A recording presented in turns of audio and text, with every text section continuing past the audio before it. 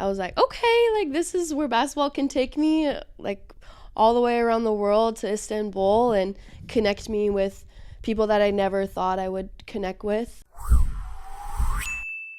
Those same girls we won the provincial championships with, so. Dang, Yeah. okay, a little tight-knit Kelowna secondary school. Dang, okay. So is that good. just a byproduct of everyone growing up together, playing basically, 10 plus years of ball together? I mean, there wasn't many of us girls playing basketball Right. in Kelowna at that time. We had our junior heat team. Mm-hmm. That's where I started out. Okay. Was like Steve Nash, junior heat with Jay Corrado, and then provincial teams. So a few of us ended up, like 4 of us ended up making the provincial team from Kelowna. So we would travel around, do that. And then it started then with the national team with the different ID camps. Okay. Yeah. How was it growing up in Kelowna? Did you like it, going up in the mountains? Oh my goodness, that's my home. Yeah. That's everything to me. Why I'm so adventurous and love nature is because of where I grew up. Because we skied in the wintertime and the summertime. I mean, you're either on the lake or on the hill. True. Good Yeah. point. Okay. What other sports did you play growing up? Oh, I did just about everything from gymnastics, soccer. I did some diving. Okay. Baseball. We were the only girls team in the league. And then volleyball, field hockey, rugby, and track and field, cross country. In high school, it was just track and field and cross country to cross train for basketball. Okay. So when did you make that choice? You're like, okay, I'm now going to commit to playing basketball. This is going to be my sport. Once I started representing my country, grade 7. Yeah. Yeah. That was Istanbul, that tournament at 14 or before that? But after that. Oh, okay. Yeah. I was like, okay, like this is where basketball can take me, like all the way around the world to Istanbul and connect me with people that I never thought I would connect with. Mm-hmm. I was like, this is amazing. I love traveling. So let's see where this can take me. And then I just started putting in the work, sacrificing mornings, social, everything. And then ended up making the U16 cadet team. Okay. Yeah. At the age of 15. So I was a year younger making that team. Crazy. Yeah. And then you spent 4 years at Arizona State from 2018 to 2022. Mm-hmm. This year, 5th year at the University of Oregon. Yes. As you said, graduating with your master's, student debt free. Let's go. Congratulations first off on that. That's Thank huge. you. What has this experience been like for you as a Canadian, crossing the 49th parallel, coming down to the NCAA, playing Div 1 ball? Like, how was it? Did it live up to the expectations? Was Arizona State always the place you wanted to start your career? I'm curious. Yeah, it's been a wild journey. Yeah. I wouldn't be where I am today without the coaches that I've had throughout, from Kelowna, junior heat, to the FIBA, those FIBA guys, and then provincial team coaches, and then leading to the national team, like playing in the cadet team 2 years and the junior team 2 years. But those tournaments allowed me to come down to the States to play, and playing against the best of the best at in FIBA Americas and world competitions. I mean, that just elevates your game and expands you to a whole new world of basketball. And this is who I could play like, or this is what I could become. Like, I see my game growing in this area, and then seeing that just transform, and then being able to work on that at ASU, go to ASU. That was a great 4 years of my life, and I'm thankful for every second of it. And it wasn't all highs. There was a lot of ups and downs and a ton of growth that I just look back on and am so grateful for that I went through those tough moments, because it only made me a stronger person now, and to just build and grow as a woman, and know my worth, know my value, know where that comes from. And it's not rooted in other people. It's rooted in I love Jesus. I'm a follower of Christ, and and it's rooted in him, and that's where my joy comes every day, is from that. So basketball, again, game of mistakes, game of highs and lows, and you just got to find ways to get through that. And my experience at ASU has allowed me to have a bigger perspective coming to Oregon, and that role has changed. Yeah, and it's different. It's a transition I'm getting used to, and maneuvering in this space, figuring out how I can continue to grow, elevate my game, and make an impact here. So your first 4 years, you're like maybe the rookie, the sophomore you're going through. Fifth year, you come to Oregon. You have to take on a vet role, I'm assuming. Mindset heading into games, how did you approach it? What were some of those like methods to the madness, for lack of a better term, that you used this year in particular to bring that energy? Because I feel like you're that glue gal. You're like I try. pumping up the team. Like Yeah. you're doing that for Team Canada. Like you see those highlights. But like that's, that seems like the brand that you've built as a player. Is that something that you try and instill now to the next gen? Yeah. Not every year looks the same. And at ASU, I came in as a freshman, was playing 14 minutes. Thanks to Charlie, she believed in me.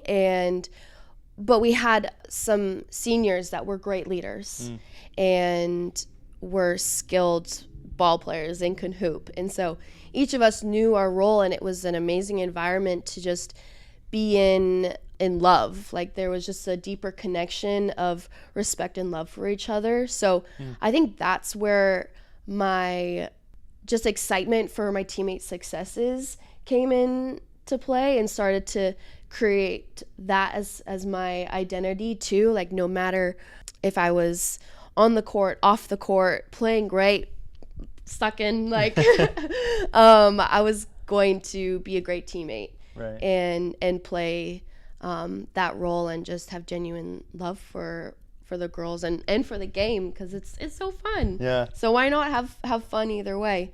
Then my sophomore year, I transitioned from that we had the strong core leaders, they graduated, and then I was being built up in that leadership role, and learning from them, and talking with my coach all the time about leadership. That was a regular weekly thing, with leadership challenges, one-on-one talks, and she can help me grow in that area. And so boom, junior year, had to be an impact player on the court. With a Sharpie, Hanson, triple, it's true! Back-to-back threes for Taya Hanson. It's Hanson, triple. Make things happen, and also lead my team. And that was just a great growing experience. And that's what led to senior year position, and then now here, which is different because I am a fifth year senior, but they've had veterans here running the show for a while. So I also missed a lot of team time this summer, being away with Team Canada, which I'm so thankful to Kelly for, that he allowed me to go and do that, represent my country, play in the World Cup in Sydney, Australia, with the best of the best. Like, I'm in an elevator with Lauren Jackson and Stewie, and I'm just like, hey, I don't know if you have no idea who I am, but you're amazing.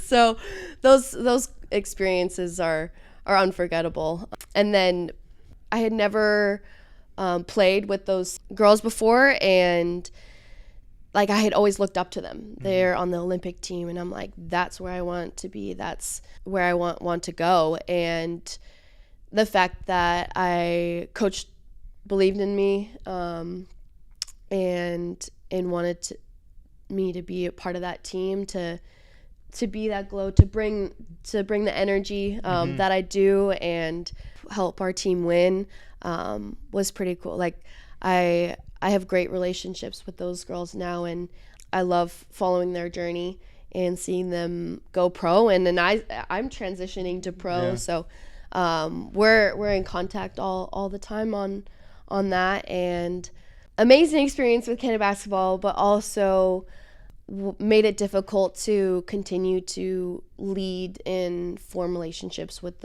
my team here.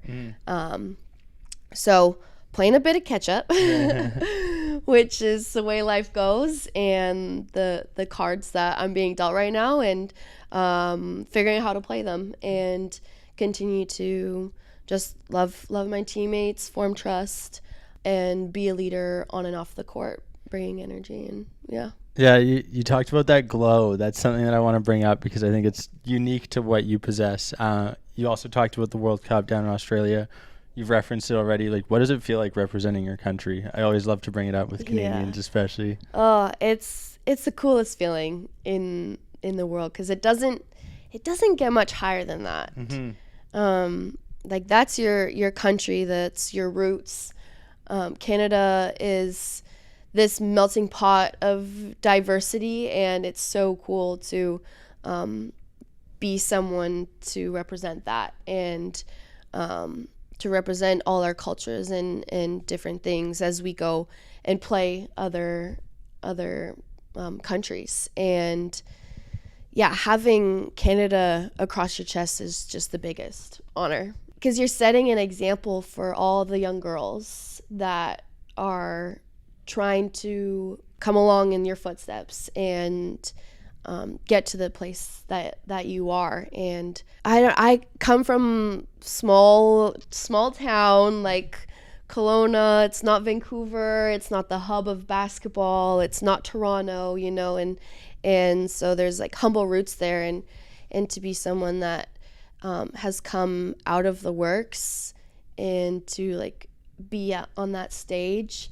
is just a humbling experience. And I hope that these girls know that they can achieve this if they want to put in the work, sacrifice. If they love the game, like, you can do it. Like, I'm here because of those reasons. So I love that. It brings up a good point, and it's actually a point where I'm going to ask an audience question. Okay. So Emma Pinkerton, who's a grade 11 senior basketball player from Kelowna Secondary School, is asking, with senior season kicking off, when you were in high school, what things did you do to challenge yourself to become better every day? That's a great question. Hi, Emma. love that question. So excited for you as you enter your season. This is amazing time. It was one of the best times of my life, senior basketball, where we won provincial championships, the championship. And I think what helped us get to that point was we had a ton of fun together. So have so much fun with your team. Enjoy every single moment of it, because I'm a fifth-year senior now, and I'm like, college goes by so fast. High school flew by. But the little things that I did every single day in high school is why I am where I am today. And keep putting in the work, do the early mornings, and stay after practice. If it means sinking 20 extra shots, do it. You gotta, it's the little things every day that are gonna make the difference. Watch your film, watch your games back, see how you can grow and learn. That's huge. And that's something that I wish that I did more growing in my early years of this journey, was watch myself back. So if you have access to that, do it. It slows the game down and allows you to just see areas where you need to grow and can be better, but also the highlights. Like, it's really good to watch the great stuff, and that only propels you forward. So I hope that kind of answers your question. Yeah, I think it definitely does. I think, you mentioned going above and beyond. So she asked a second question to follow up. What strengths and weaknesses did coaches see in your game when you first started talking to universities?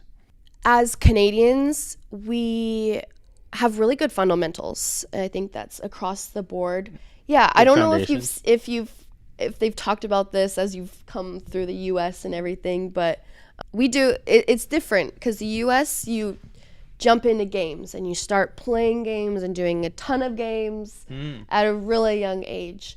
Whereas I feel like my journey, we like broke it down a little more. We had like Steve Nash. Steve Nash. Yeah, we had practice. It wasn't just show up and play games. Like those were fun, of course, but we had good coaches, and that would just, hey, this is how you do a layup, and not just blah, but like breaking it down, and then okay, you excel from that. Now Euro and balance, and I mean, I was a part of sports school growing up, and that is huge to my game today, where I am injury free. I've had one injury Knock throughout on wood. my my career in college. Ankle, I got surgery on that, but came back really, really quickly. But other than that, I've been very healthy, and it's because with sports school, we did different sports. We did every week we did track, lifting twice a week, and gymnastics, and then one of the days was like fun sports, so we got to try something new. But again, back to fundamentals. That was body coordination, speed, footwork, strength, and strengthen in different ways, not just in the weight room. So they saw the fundamentals. They saw that I was strong, that I was coordinated, played good defense, and worked my butt off. And those kinds of things, they talk about footwork. Like coaches would say to me all the time, like, she has good footwork, and I'd be like, okay, like that's something they look at and they think about. But okay, I'll take it. And because they know that when you have a player that works hard, like on just a different level, like every single play, is determined and has a great attitude, has the footwork, they know that they can build off of that, and they can help you succeed as a player. And when they bring you into the program, when you have those individual workouts, they know you have that foundation, and so it's only going to just go up from there.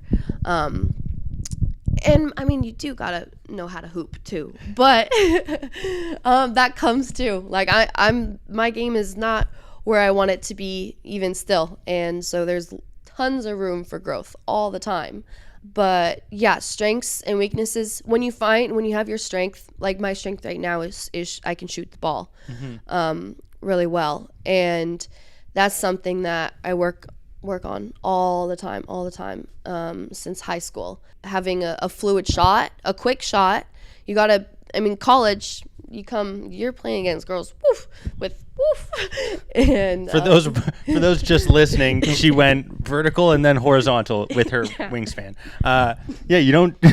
You also don't make 7 threes in a game against California unless you practice, put in that work. I have a quick release, right? Because you can't get it off. If you can't get it off, it's good luck with that. How does it? Was I just getting into the zone that game, or what was it about? Oh yeah, that game. That was probably just the most I've ever been in this mindset of zone and flow. I call it flow, where I don't know where my mind was. It was somewhere just like in there, or in the basketball and in the hoop. Like that's all it was. And I'm trying to get back to that place and figuring out what that takes. And there's moments of it. But yeah, that game, I was just locked in on another level and had confidence. Like you hit 1, you hit 2, you hit 3. Okay, let's get 4 more. Yeah. And it didn't matter like who was guarding and the distance. It was like locked in. I was just locked into the rim, and yeah, I'm trying to get back to that, which I do. Yeah. But 7, yeah, I'd like to get 7 again. I would say consistency is not an issue for you. I mean, you've in your 4 years at ASU, you played all 114 games, started 62 of them, no big deal. You also beat the number 2 Oregon in 2022. We did. While playing for ASU. Can you tell me what that was like with that game? That was probably the most fun game weekend in my college career, because we beat Oregon and Oregon State. They were ranked number 2 and 3 in the country, and we were in the top 25, but not number 2 and number 3. Yeah. So that was just both games were team wins. We're not better than those teams, but we were that weekend because we just came together and we're unbreakable for 40 minutes, 80 minutes. Mm-hmm. And yeah, I remember it was just all-time high. There was dips in valleys, but we just stayed consistent. We knew who we were. I think that's a thing for like why the best teams in the NCAA, why they are the best, is because like they know who they are and they know their strengths, they know their weaknesses, and then they have a team that stays glued no matter what. And if the punches come, you just keep punching back. And that's what we did. And we had our seniors that just showed up and led with courage, and they just had a lot of fun doing it. And now, like, tables have turned. I'm now sitting here at Oregon and wanting to do the same thing. Yeah. Wanting to take away those big wins. And we had a chance this last week, on Thanksgiving Day, to beat North Carolina. We could have had that one, but it's okay.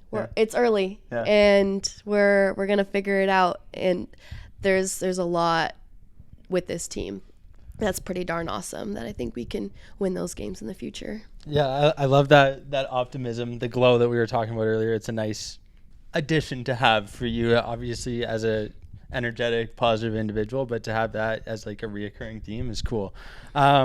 I'm curious, you talked about that being the pinnacle weekend for your NCAA experience, winning those 2 games.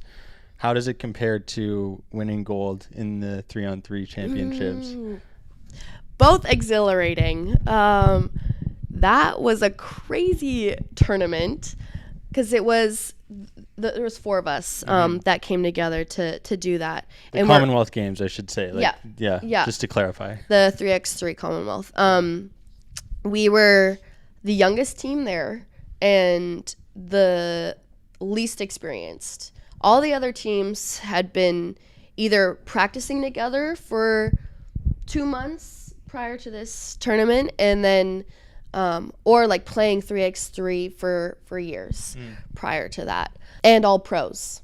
We were just little babies trying to figure it out. And I was the oldest in that group, so just trying to lead in energy and positivity. And we just battled. Again, it's the effort that you put into it and the belief that you have in your teammates. And we started from the bottom. We lost in the exhibition. We lost all of them, all of the games. Yeah. Whoa. Against the teams that we played. Yeah, that's to win it. So we were like growing with each game, because you come out and you're like, oh, this rule. Oh, you have to think about this, because 3x3 game is so different from 5s. But it's it's a ball. I love it, and can't wait to do more of it. But then we just started winning, and that last game against England was crazy in their home country too. Yeah. So that atmosphere was wild, but that last play where Sarah hits the buzzer beater layup, I called that play because I knew it. I knew. No big deal. I knew she was gonna do it. I knew we were taking that game from the beginning, and all of us believed it too. So that's why we came out victorious. And danced around the whole court waving Canada for Canadian flags, and winning gold was quite the honor. Yeah. Is that the top? Is that the best you've ever played personally? And was it the best place to experience it over there? Has there been other places that you've had like just incredible atmospheres or environments that you'd like to highlight? Yeah. My family was there. Nice. So that's huge. And they're everything to me. I wouldn't be here today if it wasn't for them and the sacrifices that they made for me. Oh my dad would come every morning and rebound the ball and be so sore. But come down and stay in a 1-bedroom apartment with you in Arizona. Yes, they did that just because we wanted to be together as a family, because we are very, very close, but also because they wanted to support me in my career. And they're coming down to every pack game. That's the plan. Like, that's so cool. That's incredible. It is so cool.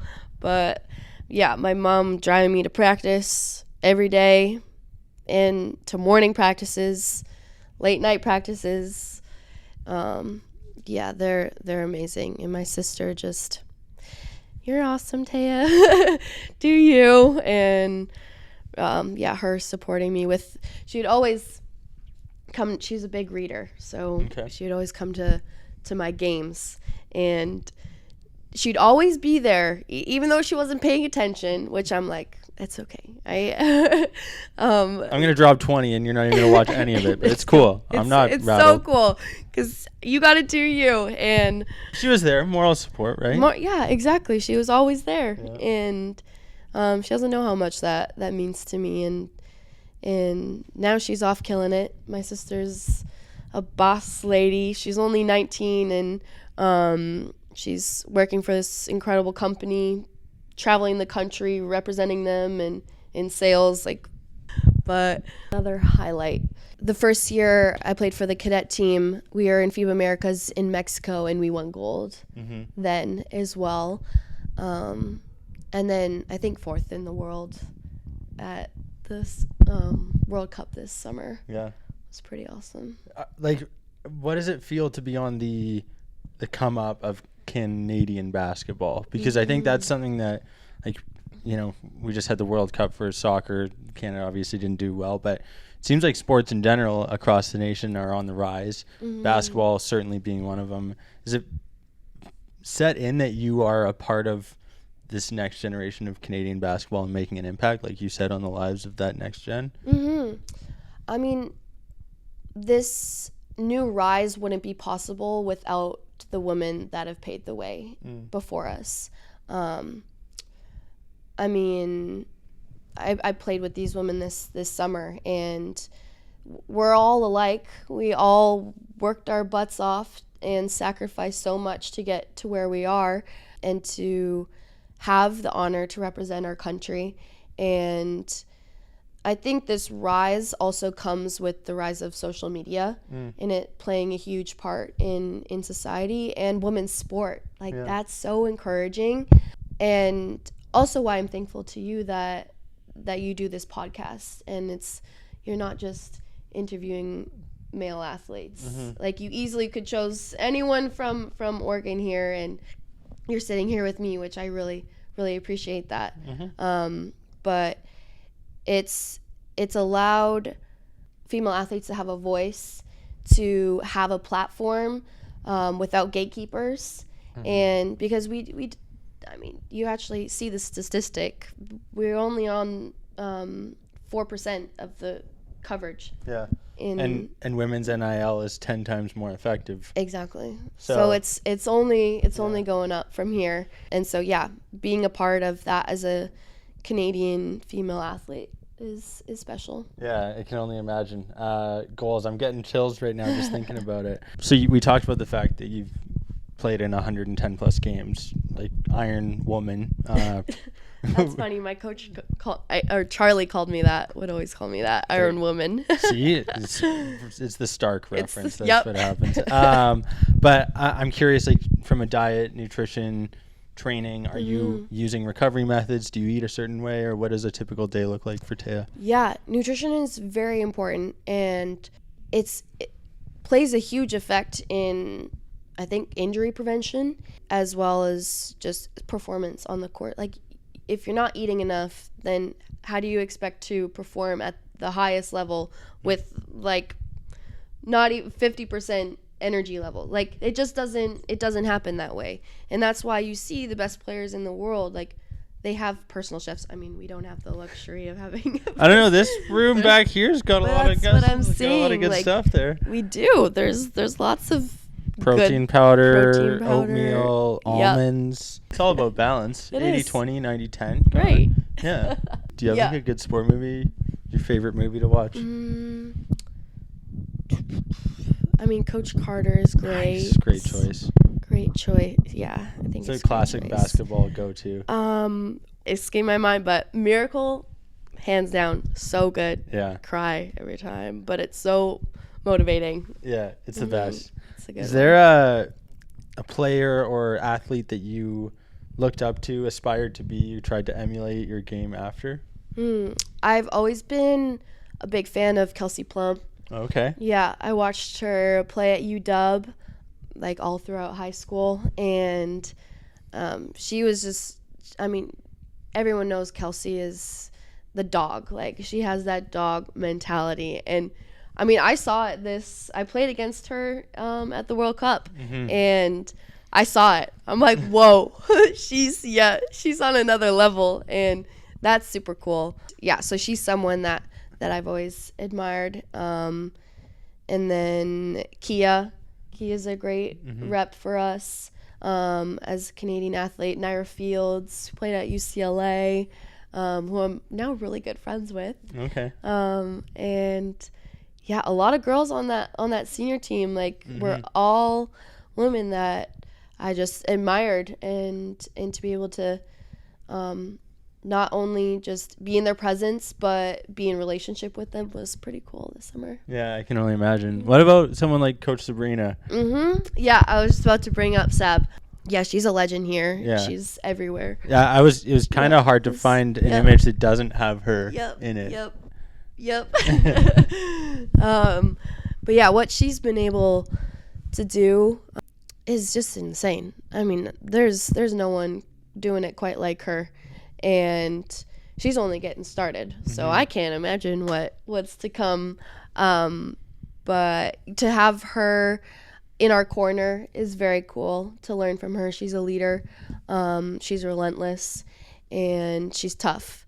And so those are all good qualities that every basketball player and even person should look up to. Yeah, those are, abilities that everyone aspires or should aspire to have in their repertoire.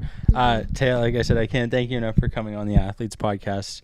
As you know, we wrap up this segment of the show by asking what our guest's biggest piece of advice would be for the next generation of athletes. Do you have one piece? One piece.